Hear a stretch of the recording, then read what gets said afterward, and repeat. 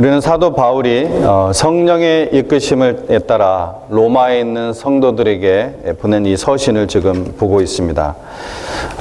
사도 바울이 자신을 그리스도의 종으로서 그리고 사도로서 부르심을 받았다, 복음을 위해 선택을 받았다고 소개하는 것을 우리는 2주 동안 살펴보았습니다. 그러면서 모든 그리스도인은 바로 사도 바울처럼 주 예수님의 몸인 교회를 섬기기 위해 사랑의 종이 된 뚫린 귀, 기억하십니까? 뚫린 귀를 가진 사람임을 배웠습니다. 또 믿음으로 구원받은 사람들은 적어도 그런 뚫린 귀로 살아가는 사람들이어야 된다라고 말씀을 통해서 도전해 주었습니다. 만져볼까요, 한번? 네. 귀가 혹시 그 사이에 막히진 않으셨습니까? 귓볼이. 네. 우리는 하나님을 사랑하는 마음으로 정말 하나님 앞에서 스스로 하나님께 종이 된 사람인 줄로 믿습니다. 또 사도 바울은 자기를 사도라 이렇게 사도로 부르심을 받았다 얘기를 하고 있는데, 이 사도란 복음을 위해 보냄받은 사람들, 보내심을 받은 사람들, 이러한 의미이므로 먼저 복음으로 생명을 얻은 우리도 복음을 전파하도록 보내심을 받은 그러한 스티그마가 찍힌 사람들, 낙인이죠. 동물이나 사람, 노예에게 찍었던 그 낙인을 스티그마라고 합니다. 성경에 나오는 말씀이죠. 이 스티그마가 찍힌, 즉 영적인 불도장이 찍힌 사람들이라는 것을 우리가 배웠습니다. 여러분의 삶 속에 그러한 예수의 흔적이 있기를 다시 한번 축원드립니다. 영적으로 무감각해지는 것은 정말 육체적인 나병보다 더 무서운 것입니다. 아주 무서운 것입니다. 아마 여기 육체적인 나병, 소위 말하는 옛날에는 문둥병이라고 했죠. 근데 그 용어가 사실 좀 차별적인 용어이기 때문에 나병으로 이렇게 고쳐졌습니다. 육체적인 나병에 걸리기를 원하는 분은 한 분도 없을 것입니다. 예수님께서는 이런 영적 나병에 걸린 자들에 대해서 이렇게 말씀을 하셨죠. 귀 있는 자는 들을지어다. 이 세대를 무엇으로 비유할까? 비유하건대 아이들이 장터에 앉아 제 동물을 불러 이르되 우리가 너희를 향하여 피리를 불어도 너희가 춤추지 않고, 또 반대로 우리가 슬피 울어도 너희가 가슴을 치지 아니하였다 함과 같도다. 바로 이 세대를, 그리고 영적으로 이렇게 무감각해진 나병에 걸린 것 같은 그러한 상태의 세대를 예수님께서는 비유를 하셨습니다. 저는 로마서 강해가 끝날 때까지 이 뚫린 귀와 스티그마에 대한 다짐과 질문을 여러분에게 계속할 것입니다. 이것은 진짜 그리스도인의 마크인 이 진리가 저와 여러분의 영성에 아주 굵고 깊게 각인되길 원하는 마음 때문입니다. 자, 8절부터 본격적인 이 로마서의 서신의 내용이 시작이 됩니다. 이 17절까지 로마 방문 계획을 이야기를 하고 있습니다. 그래서 13절까지 오늘 우리가 말씀을 볼 텐데요. 사도 바울은 이렇게 7절에서 8절에서 얘기를 하고 있습니다. 먼저 내가 내 하나님께 감사한다. 이렇게 본론을 시작합니다. 뭐라고요? 먼저 내가 내 하나님께 감사한다. 이렇게 본론을 시작을 합니다. 바울은 왜 먼저 내 하나님께 감사한다고 했는지 이 이유를 바로 뒤에서 언급을 하죠. 그 8절 바로 뒷부분에서. 그 이유는 뭐냐? 너희 믿음이, 즉 로마 교회에 있는 너희 성도들의 믿음이 어떻게 되었기 때문이다? 온 세상에 전파되었기 때문에 내가 먼저 내 하나님께 감사한다. 이렇게 시작을 하고 있는 것입니다. 무엇이 전파되었다고요? 네, 여러분의 믿음이, 로마 교회에 있는 여러분들의 믿음이 온 세상에 전파되기 때문에 내가 무엇보다도 먼저 이것을 내가 감사한다. 본론을 시작하자마자 이렇게 얘기를 하고 있는 것입니다. 지금 여러분의 최고의 관심은 무엇입니까? 그리고 여러분의 자녀들에 대한 그런 최고의 관심은 무엇입니까? 내 자녀가 조금 부족해도, 세상적으로는 내세울 것이 없어도 주님을 잘 믿는 그런 믿음으로 살고 있다면은 여러분 그것으로 만족하고 감사하며 살고 있습니까? 공부를 잘하고 좋은 대학에 진학하는 거, 그리고 좋은 직장에 들어가는 거, 사업에 성공하는 거 당연히 저도 좋습니다. 당연히 제 자식들이 그렇게 되기를 저도 원합니다. 그러나 성도의 궁극적인 관심은 내 자녀가 하나님 나라에서 어떤 모습으로 영원토록 살 것이냐, 여기에 있는 것이 정상이라는 것입니다. 당연한 것입니다. 저는 달라스에 있는 두 아들과 통화를 종종 하는데 대화의 마무리를 어떻게 하냐면은 그런데 by the way, 그런데 너의 믿음 생활은, 너는 하나님께 신뢰받는 사람이냐? 라는 그러한 질문으로 대화를 마무리하곤 합니다. 그리고 매우 바쁜 가운데서도 주님께 정말 충성하는 그런 믿음으로 이끄신 우리 하나님께 저는 감사합니다. 저는 가르치고 설교하는 목사이기 때문에 제 자녀들이 저를 바라보는 눈이 더 부담스럽습니다. 이 아이들이 고등학교 3학년 즈음부터는 제가 좀 잘못을 하고 어떤 실수를 한 번 이상 똑같은 실수를 하면은 아빠, 히포크리시, 아빠, 위선자야 라고 대놓고 말하기 시작하더라고요. 고등학교 이제 한 3학년 때부터는 대놓고 제 면전에 제 눈을 바라보면서 아빠, 히포크리시. 여러분의 자녀도 혹시 속으로 그렇게 말하고 있을지 모릅니다. 여러분의 자녀를 정말 하나님과 사람들로부터 인정받는 그런 자녀로 키우고 싶습니까? 그렇다면 예수님의 몸인 여러분 교회 중심, 교회가 뭐라고요? 예수님의 몸입니다. 이 예수님의 몸 중심, 이 교회 중심의 생활을 할 수 있도록 여러분 키우셔야 됩니다. 여러분에게는 많은 선택이 있습니다. 그리고 여러분에게 하나님께서는 완전한 자유를 주셨습니다. 여러분의 선택에 달렸습니다. 여러분의 자녀는. 그러기 위해서는 부모가, 소위 어른들이 먼저 교회 중심의 생활, 부끄러움이 없는 생활을 해야 될 줄로 믿습니다. 여러분 정말 부흥을 체험하고 싶습니까?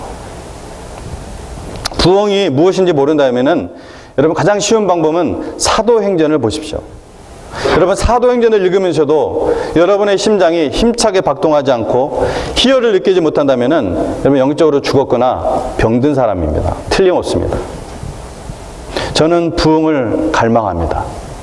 저는 이 세대에 우리 교회 이 클리브랜드 지역에 부흥을 정말 갈망합니다. 이게 엄청난 것입니다. 부흥은 우리가 만들 수 있는 것이 아니라 하나님께서 주시는 것입니다. 하나님의 뜻대로. 이 부흥은 하나님이 주도하시는 성령의 바람이기 때문에 그렇습니다. 그 바람은 모든 막힌 것과 얽매이는 것들을 날려버리는 그런 아주 토네이도와 같은 강력한 바람으로 불기도 하고, 또 어떠한 열악한 상황 속에서도 모든 사람들의 마음을 마치 천국의 평안처럼 감싸는 바람, 부드럽고 향기로운 미풍으로 불기도 합니다. 이 부흥이 어떤 것이 전제됐을 때 여러분 일어났다고 사도행전이 이야기하고 있는지 아십니까? 바로 그것이 2장의 내용입니다. 2장 46절에 날마다 마음을 같이하여 성전에 모이기를 힘썼을 때 이 부흥이 체험됐던 것입니다. 본론이 시작되는, 오늘 로마서 본론이 시작되는 8절에서 무엇보다도 먼저 내 하나님께 감사함은 너희 믿음이 온 세상에 전파되었기 때문이다 라고 기록한 이 사도 바울은 이 단락의 마지막 절인 17절에서 하박국 선지자의 말씀을 아주 감격에 찬 어조로 기록을 합니다. 오직 의인은 믿음으로 말미암아 살리라. 오직 의인은 믿음으로 말미암아 살리라. 너희 생명이 무엇이냐? 너희는 잠깐 보이다가 없어지는 안개니라. 야고보서 4장의 말씀입니다. 안개와 같이 사라질 이 세상의 인생 때문에 천국의 영원한 것들을 놓쳐버리는 일이 절대로 없으시기를 간절히 축원합니다. 본문 10절은 이 기다리는 마음에 간절함이 배어 있습니다. 기다리는 마음. 10절 말씀을 제가 다시 한번 읽어보도록 하겠습니다. 어떻게 하든지 이제 하나님의 뜻 안에서 너희에게로 나아갈 좋은 길 얻기를 구하노라. 또 13절에도 그런 표현이 있죠. 형제들아, 내가 여러 번 너희에게 가고자 한 것을 너희가 모르기를 원하지 아니하노니. 특별히 이 10절에서 어떻게 하든지, 이 말씀은 사도 바울의 마음이, 그 간절함이 아주 절절히 담겨져 있죠. 사도 바울은 어떻게 하든지 이 로마에 빨리 가고 싶어 했습니다. 꼭 가고 싶어 했습니다. 그런데 여러 가지로 더 급하고 중요한 일들이 많이 생겨서 지금 못 가고 있었던 것입니다. 10절 말씀에 어떻게 하든지 이제 어디 안에서요? 하나님의 뜻 안에서 너희에게로 나갈 좋은 길 얻기를 구한다고 했습니다. 빨리 꼭 로마에 가고 싶지만 자기 생각과 자기 계획대로 하지 않고 하나님의 뜻 안에서, 즉 하나님께서 인도하시면 그렇게 하기를 원한다고 했습니다. 이렇게 사도 바울은 로마에 가기를 간절히 원하면서도 철저하게 하나님의 허락하심과 그 인도하심을 기다리고 있었습니다. 사도 바울은 지금까지도 어떻게 하든지 하나님의 뜻 안에서 살려고 노력을 했습니다. 그리고 앞으로 되어지는 모든 일도 자기의 욕심대로 살기를 원치 않고 오직 하나님의 뜻 안에서 되어지기를 기다리고 있는 것입니다. 여러분, 이것이 천국 백성이 건강하게 성공적으로 사는 비결인 줄 믿으시기 바랍니다. 사도 바울은 이렇게 로마에 가보기를 원하면서도 하나님께서 로마에 갈 수 있는 길과 그 여건을 열어주시기를 기다리면서 기도하고 있었습니다. 그런데 사도 바울은 후에 그의 소원과 간절한 그 기도대로 로마에 가게 되었는데, 이 로마에 갈 때는 어떤 신분으로 가게 됐냐면은 그리스도를 전파한다는 이유로 죄수의 신분으로 로마에 가게 되었습니다. 그러나 사도 바울은 하나님의 복음을 위해 일하다가 감옥에 갇혀 있을 때도 낙심하거나 하나님께 불평을 하지 않았습니다. 진정 하나님의 뜻대로 되기를 바라고 하나님께 기도했었기 때문입니다. 그것이 하나님의 뜻이라는 것입니다. 자기는 그것을 기대하지 않았지만, 이 과정들이 사도행전에 자세히 기록되어 있는데 놀라운 것은 사도 바울이 자기가 예루살렘에서 체포되어 죄수의 신분으로 그 로마로 압송되었을 것을 후에 알았었는데도, 자기가 로마로 압송될 것을 알았는데도 이 하나님의 뜻에 순종했었다는 것입니다.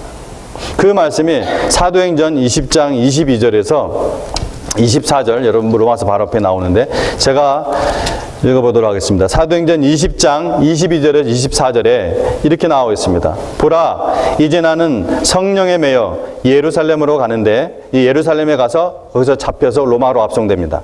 보라, 이제 나는 성령에게 매여 예루살렘으로 가는데 거기서 무슨 일을 당할는지 알지 못하노라.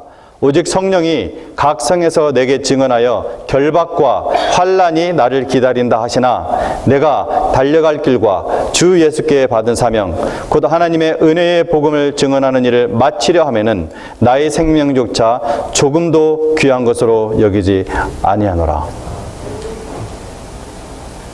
엄청난 말씀입니다.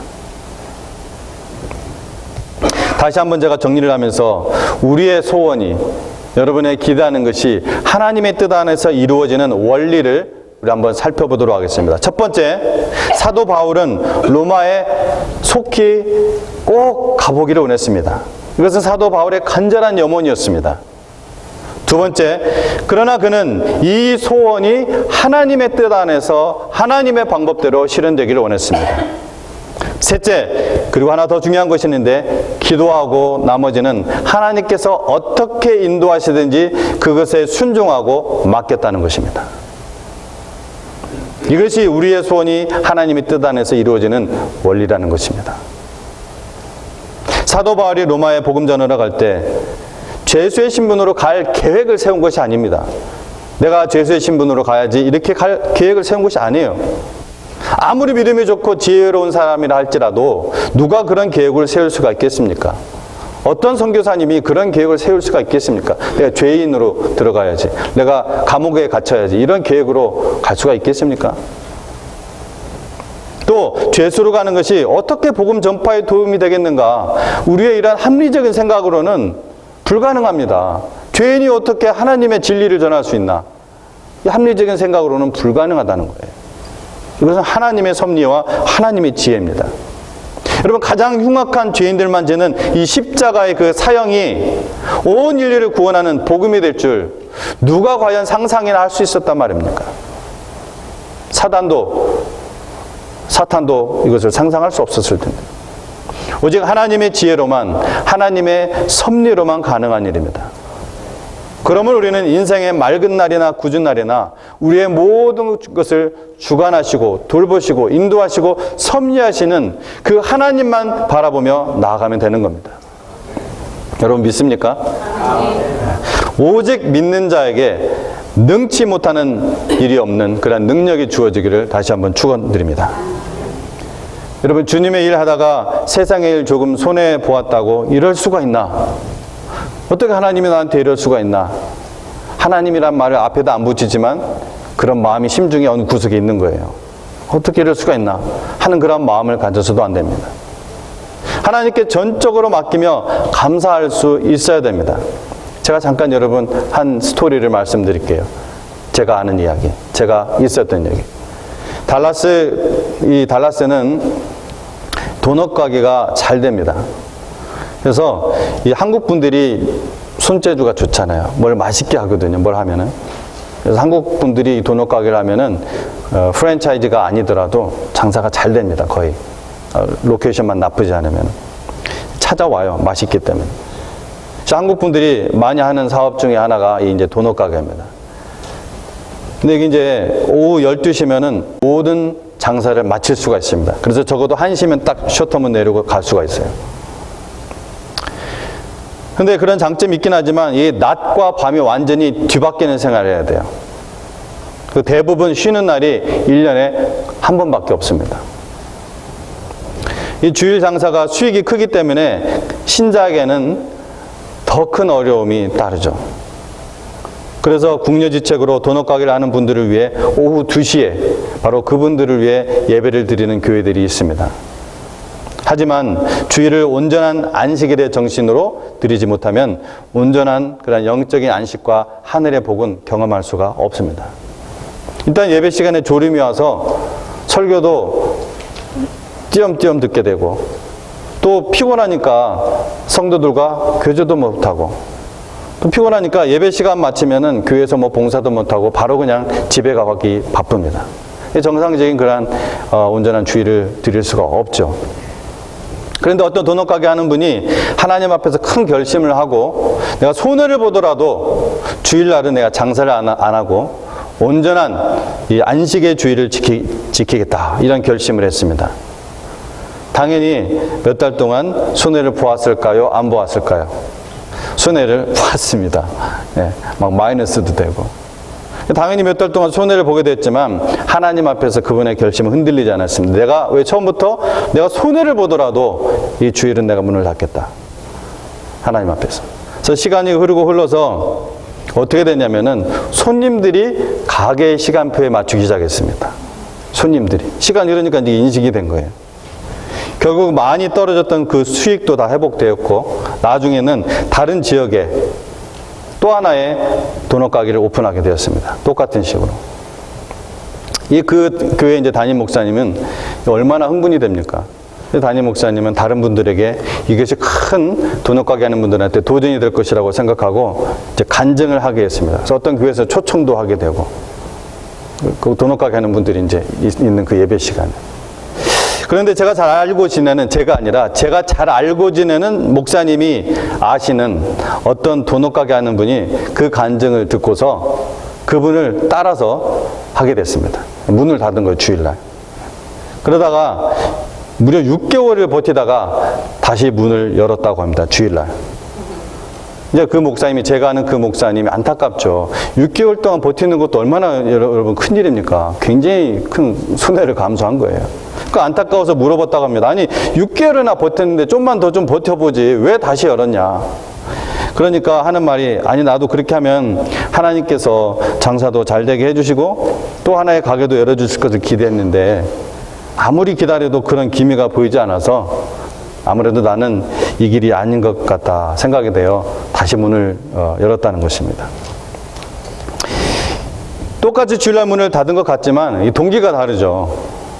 동기가 다릅니다. 한 분은 손해를 보더라도 내가 이 주일을 온전히 하나님 안에서 안식하겠노라 하는 그런 마음으로 시작했고, 뒤에 이야기한 그분은 내가 주일날 쉬기도 하고 또 장사도 더 잘 되는 것을 기대하는, 끝에 것만 이렇게 기대하는, 비슷한 것 같지만 동기가 완전히 달랐다는 것입니다.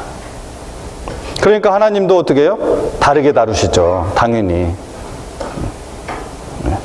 하나님의 동기는 이 사람을 정말 예수님 닮게 하고 천국에서 영생의 삶을 살도록 이끄는 것이 궁극적인 목적입니다. 물론 이 땅에서도 하나님께서 물질의 복도 주시고 하나님께서 그 물질을 통해서 다른 영혼들을 위해 사용하도록 주시죠. 그러나 궁극적인 목적이 아닙니다. 그것은. 그리고 하나님께서는 아까도 방금도 말씀드렸지만 사람마다 다르게 다루십니다. 우리의 중심을 그 하나 아신 하나님이.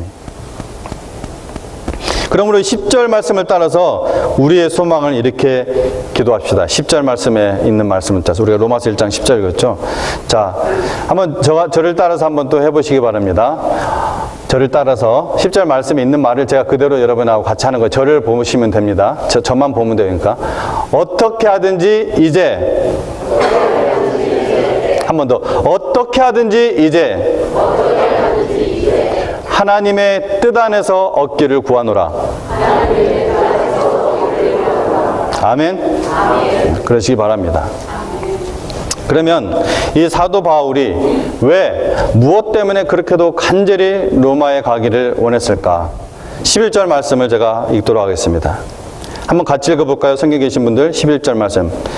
시작. 내가 너희 보기를 간절히 원하는 것은 어떤 신령한 은사를 너희에게 나누어 주어 너희를 견고하게 하려 함이니.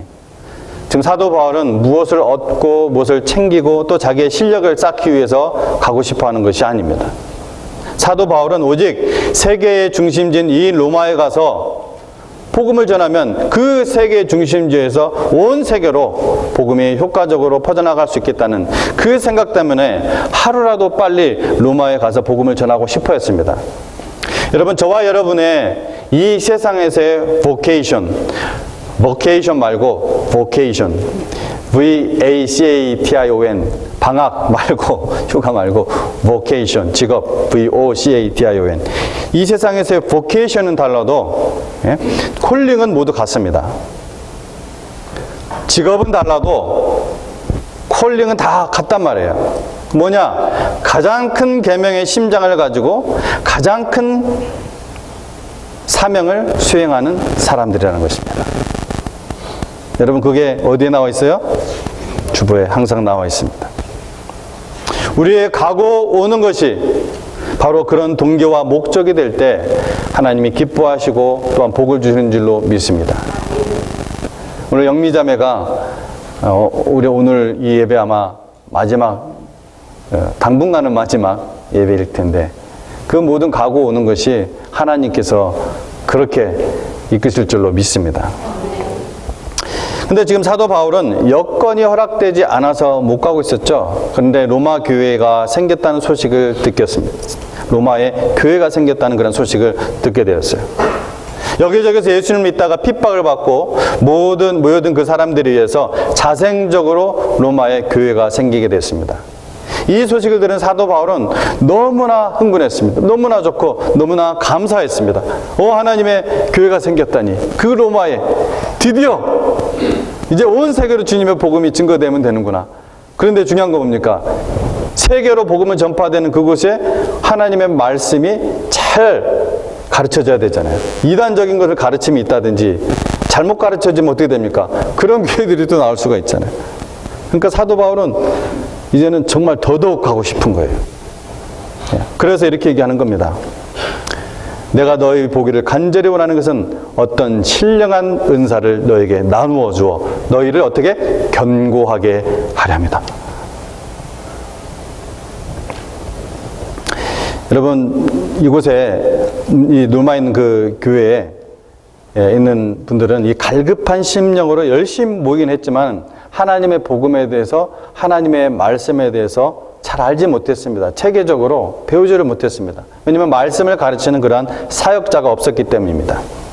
그래서 성도들 가운데 조금 먼저 믿고 또 은혜를 받은 사람들이 그냥 자생적으로 이렇게 모여서 예배를 인도하고 설교를 했던 것 같습니다. 근데 당분간 그것이 가능하지만 계속 그렇게 해서는 교회가 건강하게 성장할 수도 없고 선교적인 교회가 될 수가 없죠. 또 다른 교회를 개척할 수 없다는 것입니다. 그래서 사도 바울은 무슨 신령한 은사, 즉 자신이 알고 체험한 많은 신앙적인 교훈들과 하나님의 말씀이 있는데 그것으로 빨리 그들을 도와주고 싶어 했다는 것입니다. 이것이 은혜를 받은 성도의 태도입니다. 나만 알고 있는 것이 너무 안타까워서 이 복음의 비밀을 알지 못하는 사람들에게 나누어 주고자 하는 마음, 이것이 바로 성도의 마음이라는 것입니다. 여러분, 이런 마음으로 갈급해져 있어야 됩니다. 사도 바울이 로마로 호송되기 전에 이 아그리파 왕과 베수도 총독과 많은 고관들 앞에 끌려나가서 신문을 받았죠. 예루살렘에 가서 그렇게 이제 신문을 받습니다. 그 다음에 이제 로마로 압송돼요. 그들이 신문을 하면서 바울에게 이제 법적인 코트에서는 분명히 그 자기의 변명할 기회를 주잖아요. 변명할 기회를 주었습니다. 그런데 사도행전 26장에 보면은 사도 바울은 자기를 살려달라고 풀어달라고 변명하지 않고 그 사람들에게 예수님이 하나님의 아들 되심만, 그것만 증거했습니다. 그러니까 그것을 듣고 있던 아그리파 왕이 내가 지금 나에게 그리스도인이 되라고 지금 전도하고 있는 거 아니냐 하고 힐문을 하죠.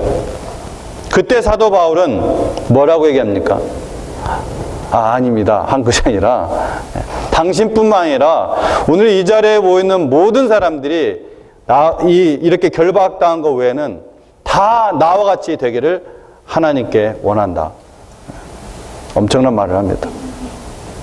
아주 당당하고 담대하게 말합니다. 감옥에 갇혀 있느라고 입은 옷이며 몰골이 말이 아니었을 것입니다. 그리고 거기에 나와 있는 사람들은 다 화려한 옷을 입은 고관들이었습니다. 그러나 사도 바울의 눈에는 그들이 오히려 불쌍하게 보였습니다. 그래서 이 복음을 간절히 전해주고 싶었던 것입니다. 이렇게 메인 것 외에는 다 너희들이 나와 같이 되기를 원하노라. 이것이 성도의 마음입니다. 말씀을 마무리합니다. 안중근 의사가 관동주 윌슨 감옥에서 사형을 기다리는 동안 자서전을 썼다는 것을 여러분 몇몇 분들은 아실 것입니다. 그가 기록한 이 자서전의 내용 중에 복음을 소개하는 부분이 있는데 이분이 그렇게 갇히기 전에 돌아다니면서 전도도 하시고 그랬었는데 그것을 어떻게 전도했는지 자기의 설교 내용을 기록한 부분이 그 자서전에 나옵니다. 그래서 그걸 읽어보면은 이분의 그 성경적인 지식을 볼 때 저희와 다른 그런 믿음의 교단이지만 분명한 구원의 믿음이 있었던 것 같습니다. 지금 자세히 제가 읽어볼 때 이렇게 해놨습니다. 형제들이여, 내 할 말이 있으니 꼭 내 말을 들어주시오. 만일 어떤 사람에게 맛있는 음식이 있는데 그것을 자기만 먹고 가족들에게도 나누어 주지 않고 또 특별한 재주가 있는데도 남에게 가르쳐 주지 않는다면 그 사람을 어떻게 동포의 정리를 가진 사람이라고 할 수 있겠소? 지금 내게 별미가 있고 기이한 재주가 있는데 이 음식은 한 번 먹기만 하면 장생불사하는 음식이요, 또 이 재주는 한 번 통하기만 하면 능히 하늘을 오를 수 있는 것이기 때문에 여러분들에게 가르쳐 드리려 합니다. 그러니 여러 동포들은 귀를 기울여 들어주시오. 이렇게 하면서 복음을 증거했고 마지막에 가서는, 내가 다 읽으면 기니까 마지막에 가서는 이렇게 말했습니다. 원컨대 우리 대한의 모든 동포 형제 자매들은 모두 하나님의 자녀가 되어 현세를 도덕시대로 만들어 태평을 누리다가 죽은 다음에는 모두 천당에 올라가 무궁한 영복을 누릴 수 있기를 천번 만번 바라요. 자, 중간에 읽어드리지 않았지만 좀 긴데 구원의 믿음이 아주 정확합니다. 삼위의 하나님에 대한 믿음도 정확합니다. 사형이 확정되어 있었습니다. 이 자서전을 쓰고 있었을 때. 그러나 성도는 죽음을 눈앞에 두고서도 어떻게 하든지 이 복음을 전해주고 싶어 했던 것입니다. 우리의 마음도 이래야 합니다. 성도의 마음은 하나님께 받은 은혜가 얼마나 놀라운 것인지 이것을 우리가 배우고 깨달아서 그 받은 은혜의 억만분의 1이라도 갖고 싶어, 그것을 나누고 싶어 늘 애타하는 그런 심령이어야 한다는 것입니다. 함께 기도하겠습니다.